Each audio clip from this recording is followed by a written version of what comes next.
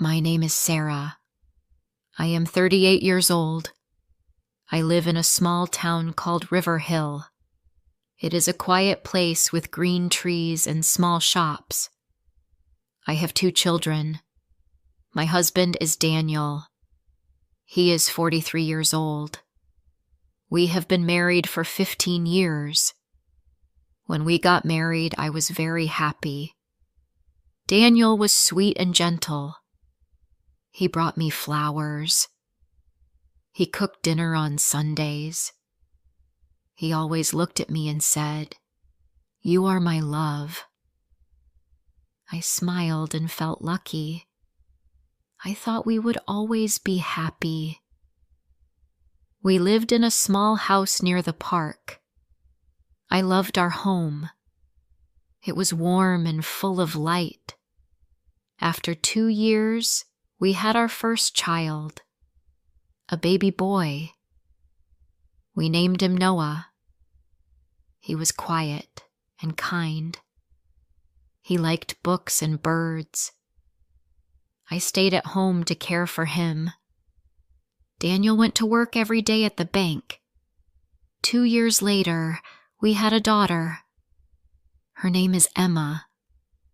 She loves music. She sings all the time. She is full of joy. I spent my days with the children. I cooked, cleaned, and taught them numbers and words. Daniel worked hard. He came home late but always kissed the children good night. In those early years, I felt happy. Tired, but happy. Life was busy, but it was good. We had dinners together. On weekends, we went to the lake. We ate ice cream and watched ducks. Daniel and I held hands. I believed our love was strong. But slowly, things changed. Daniel began working more. He said, "I have a lot to do at the office." He stopped eating dinner with us. He stopped smiling at me. He looked tired, angry, or just quiet. I asked him, "Is everything okay?" He said, "I'm fine. Don't worry." At first, I believed him. I thought, maybe work is hard. Maybe he just needs time. But it got worse. He came home late almost every night. He stopped calling me during the day. He didn't look at me the same way. I missed him. I missed the man who brought me flowers. I missed his warm voice. I felt like I was living with a shadow. He was there, but far away. One day, I found a receipt in his coat pocket. It was for a hotel in a city 2 hours away. The name on the bill was not Daniel's. It said, "Room for Mr. D. Taylor and Ms. Clara." My heart jumped.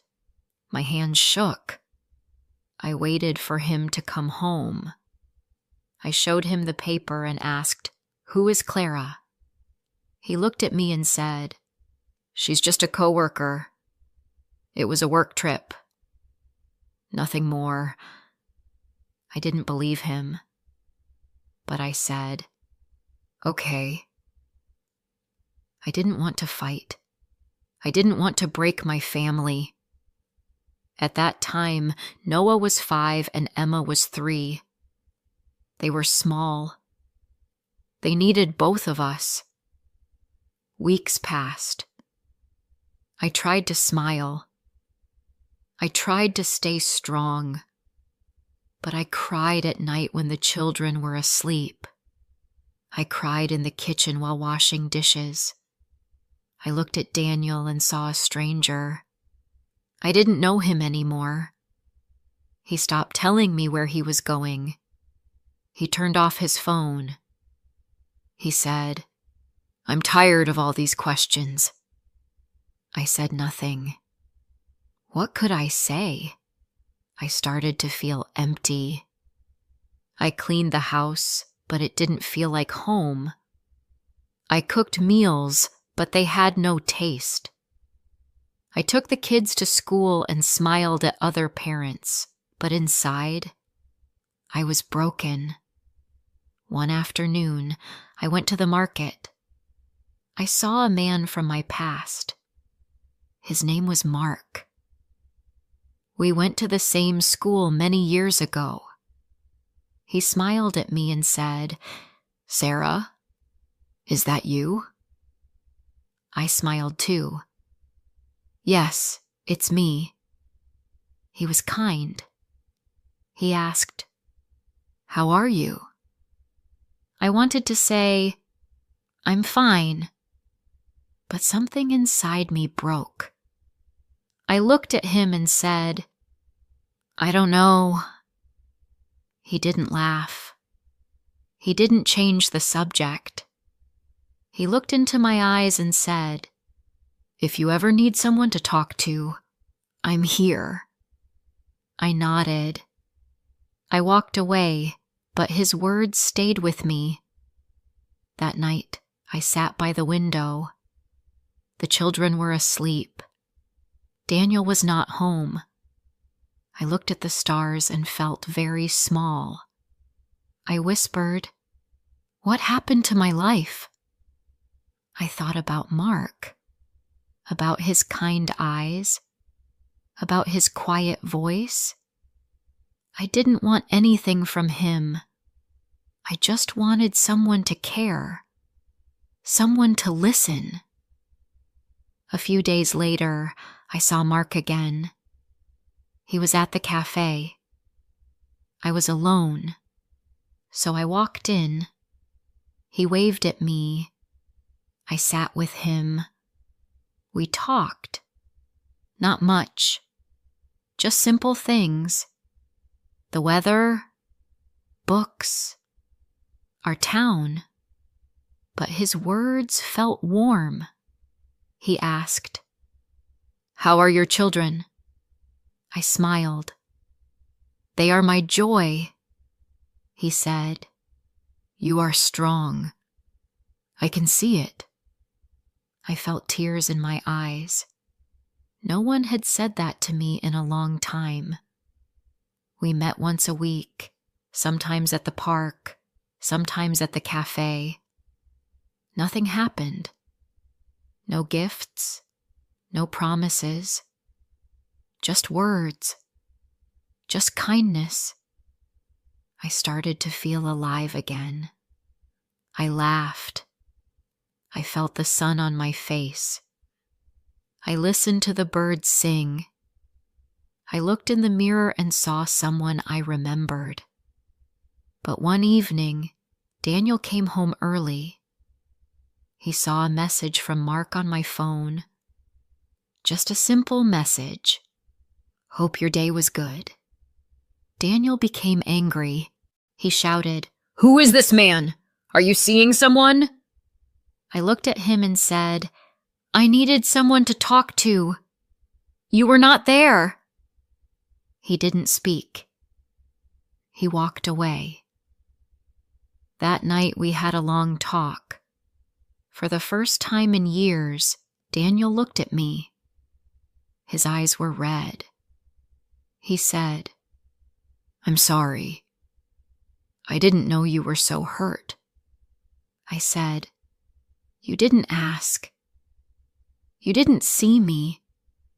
He sat down and held my hand. "I still love you," he said. I wanted to believe him.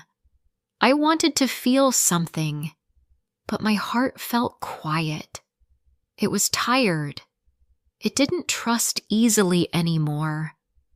And that is how part of my life changed. Not with a big event, but with many small cracks that grew over time. I don't know what will happen next, but I know I want peace. After that night, Daniel started to change. He came home earlier. He helped with dinner. He asked, Do you want tea? These were small things, but I noticed them. I didn't say much, but I saw he was trying. He even helped Noah with his homework and listened to Emma sing. He smiled more. Not like before, but something soft. I didn't know if I could trust it. I wanted to, but my heart still hurt. One Sunday morning, he asked, "Do you want to take a walk with me?" We hadn't walked together in years. I said yes. We walked near the lake. The sky was blue. Ducks swam in the water. People rode bikes and laughed. I watched them. I felt like I was looking into another world. Daniel said, "I miss this. I miss us." I looked at him. I didn't know what to say. I just nodded. He took my hand slowly. I didn't pull away, but it felt strange. His hand was warm, but my heart was cold. "I was wrong," he said. "I let work take everything. I didn't see you were alone." I whispered, "Yes." We walked in silence after that. In the evening, he cooked dinner. Emma was excited. "Daddy is cooking," she said. We ate together. Noah told a joke, and we all laughed. It felt nice. For one moment, it felt like the past. A warm table, happy children, smiles. But later, when I was alone in the bathroom, I looked at myself in the mirror. I asked, "Do I still love him?" I didn't know the answer. One day, Emma came to me with a drawing. It was of our family, me, Daniel, Noah, and her, all holding hands. She smiled. "We are happy," she said. I hugged her and kissed her cheek. I didn't want her to see my tears. Later, I asked Noah, "Do you think your dad and I are happy?" He looked surprised. "I don't know," he said. "You're always nice to each other, but sometimes you look sad." He was only 10, but he saw so much. That night I cried again, quietly. I didn't want anyone to hear. A few days later, I met Mark again. I hadn't seen him since Daniel found out. I didn't plan to meet him. It just happened. I was at the grocery store, and he was there with his son. He smiled and said, "Hi." I said, "Hello." We talked for a few minutes. He didn't ask questions. He just said, "I hope you're okay." I nodded. "Thank you. I'm trying." He looked at me gently and said, "You are strong, Sarah. Don't forget that." Then we said goodbye. That evening, I told Daniel I had seen Mark. I didn't want secrets. He didn't get angry. He only asked, "Do you still think about him?" I said, "No. I think about how he made me feel. Like I mattered." Daniel looked down. Then he said, "I want to give you that too." For the first time, I believed he meant it. He started doing more things at home. He helped Emma with her songs. He fixed the broken door in the kitchen. He asked me how my day was. Sometimes he brought home small gifts, a book, a flower, a new cup for my tea. Nothing big, but thoughtful. He said, "You don't need to thank me. You deserve this." I wanted to smile, and sometimes I did, but still, my heart was slow to open. One night, I got very sick. I had a high fever and strong pain in my chest. Daniel rushed me to the hospital. He stayed with me the whole night. He held my hand. He didn't sleep. He just sat there and said, "Please don't leave me." Tears ran down his face. "I still love you," he whispered. I closed my eyes. I remembered those words from so long ago, back when we were young, when life was simple. In the morning, I felt better. The doctor said it was a chest infection. Nothing too serious, but something in my heart had changed. I saw fear in Daniel's eyes. I saw love too. Maybe broken love. Maybe old love. But it was still there. When we got home, he made soup and told me to rest. He sat with me in the bedroom and read from a book. Emma came in and hugged me. Noah brought me water. I felt cared for. Later that week, I took a walk alone. I thought about my life, about all the years that passed, about the happy moments and the sad ones, about Mark, about Daniel, about my children. I sat on a bench near the river. Leaves danced in the wind. I closed my eyes and took a deep breath. I asked myself, can I forgive? Can I heal? I didn't have the full answer, but I knew I wanted peace. That night I talked to Daniel. I said, "We need to be honest with each other." He nodded. "Yes, we do." I asked, "Do you really want this marriage, or are you just afraid to lose it?" He looked at me and said, "I want you, not just the idea of us. I want to make it right." I asked, "Can you forget the other woman? Can you give me the care I need?" He said, "I will try." I shook my head. "Trying is not enough. I need you to mean it." He looked into my eyes. "Then I will. I promise." And from that day, things began to shift. We didn't become perfect, but we started to walk together again. We had small talks about the weather, about school, about our past. He asked me about the books I liked. He said, "Tell me about your dreams."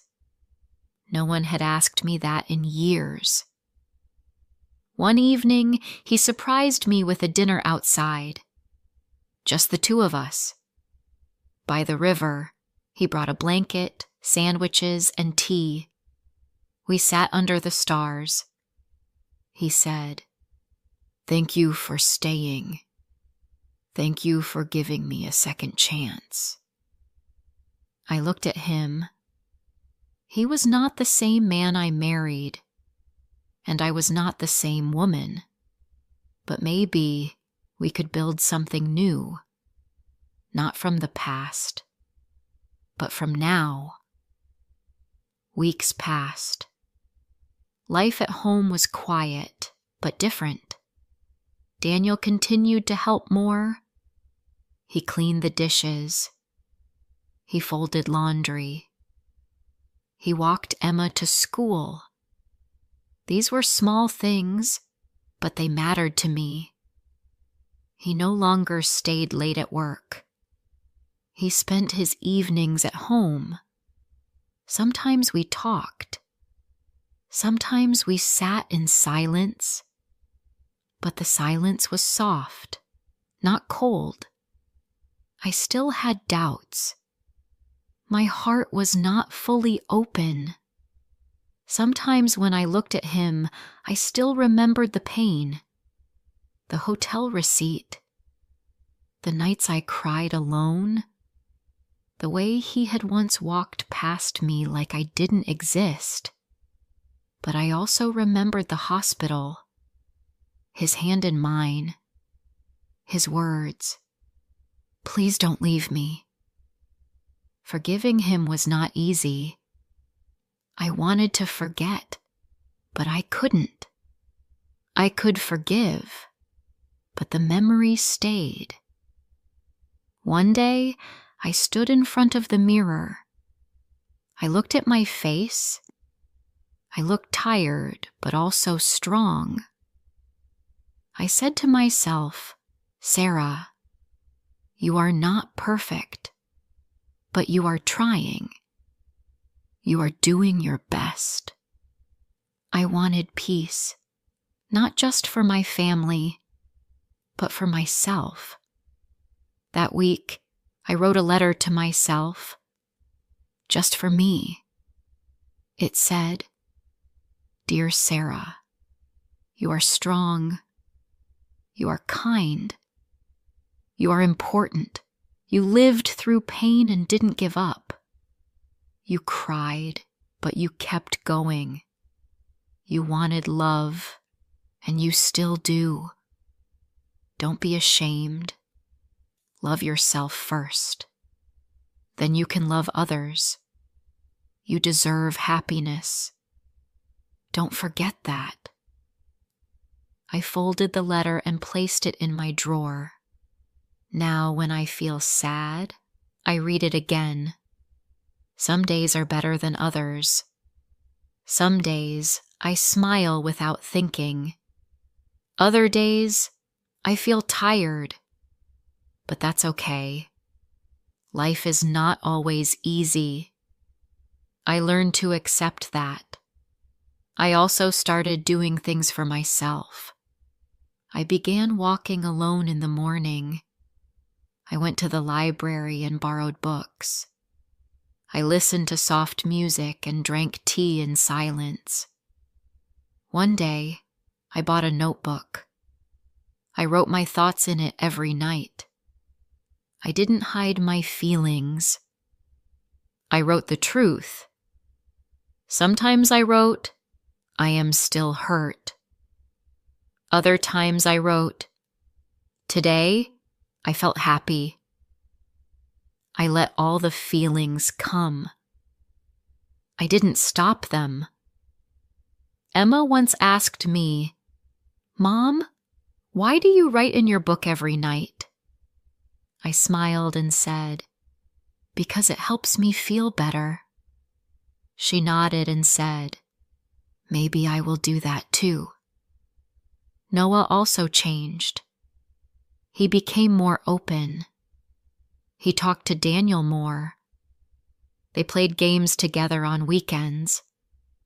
I watched them and felt thankful. I knew our family had broken once, but maybe it could heal. Not go back to how it was, but become something new. One evening, Daniel brought me a small box. Inside was a necklace with a simple heart. He said, "This is not to say sorry. This is to say thank you for not giving up on me." I held the necklace in my hand. I said, "Thank you for learning to see me again." He placed it around my neck. That night we sat on the sofa with the children. We watched an old movie. Emma sang along with the music. Noah laughed at the jokes. I looked at my family. I felt a small light inside. Not a fire, just a soft light. But it was enough. Some days, I still thought about Mark. I didn't miss him as a person. I missed the way he made me feel seen. But I knew I had said goodbye. He was part of a time when I felt lost. He gave me kindness when I needed it. For that, I would always be grateful. But now, I was finding kindness in my own life again. Slowly, carefully. Daniel was not perfect. I was not perfect. But we were both trying. One Saturday morning, we cleaned the house together. Emma played music, and we all sang. I caught Daniel smiling at me, not with guilt, but with care. Later, when we had tea in the garden, he said, "I know I hurt you. I don't ask you to forget. I only ask for a chance to build something new with you." I said, "One day at a time." He nodded. "That's enough." And it was. Now I don't dream of a perfect life. I don't wait for flowers or big words. I look for small moments. A quiet morning. A warm cup of tea. My children's laughter. A walk by the river. I know love is not just a feeling. Love is care. Love is time. Love is listening. Love is respect. I also know this. I am strong. I can survive sadness. I can find light again. I can learn to trust myself. My heart is still healing, but it is not broken. I take life one day at a time. I try to smile. I try to rest. I try to be kind to others and to myself. If you are reading this, maybe you feel lost too. Maybe you feel tired. Please remember this. You are not alone. You are strong, and you deserve love. Start with yourself. One small step, one quiet moment, one day at a time. And maybe, just maybe, the light will return. If this story touched your heart, don't forget to like, comment, and share.